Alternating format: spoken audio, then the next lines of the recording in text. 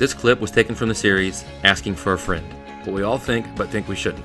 The entire series can be found at fromthefray.com/asking.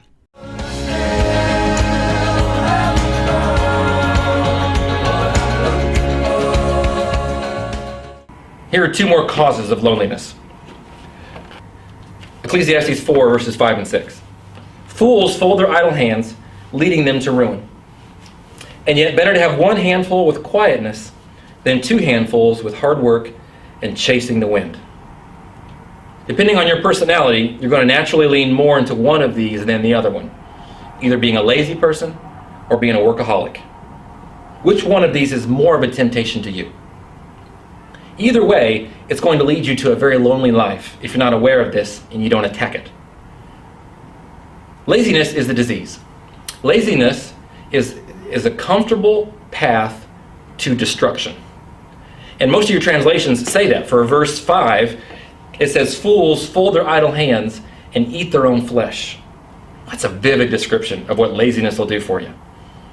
Because if you're lazy, it's not going to get done unless it's done for you by someone else. And so left to your own vices, you'll end up just eating yourself alive.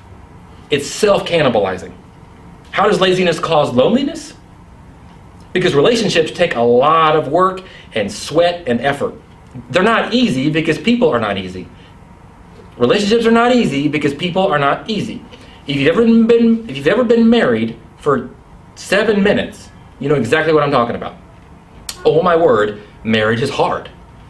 It's extremely hard. Nothing has caused me more effort than my marriage. And it's not because I'm married to a sinful person. My wife is a sinner, but it's really because my wife is married to a sinful person. And anytime you take two sinful people and you melt them down into one person, it takes a tremendous amount of work to keep that thing afloat. Rewarding? Absolutely. Easy? Never. Never. We all instinctively know this because we all instinctively know that life is messy. Anytime you wade into someone else's life, be prepared to get messy.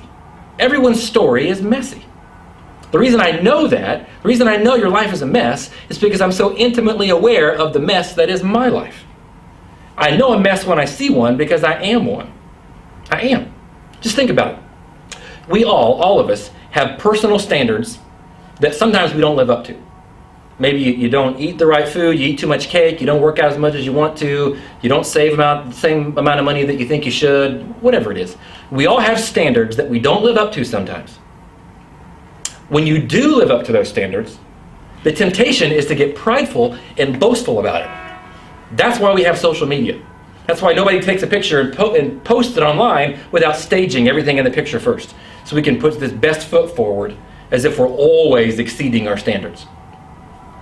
When you don't live up to your standards, then you get down on yourself and you can become resentful against those who do. So either way, whether you're exceeding or not even meeting your own standards, it causes us to view other people in a negative light. Just having standards to begin with. You can see, it's a mess. It's a terrible mess. And this is the reason why many people just don't bother with relationships. Relationships are too much work. And so we just fold our hands in idleness and decide that we're not going to spend any time hanging out with any other humans.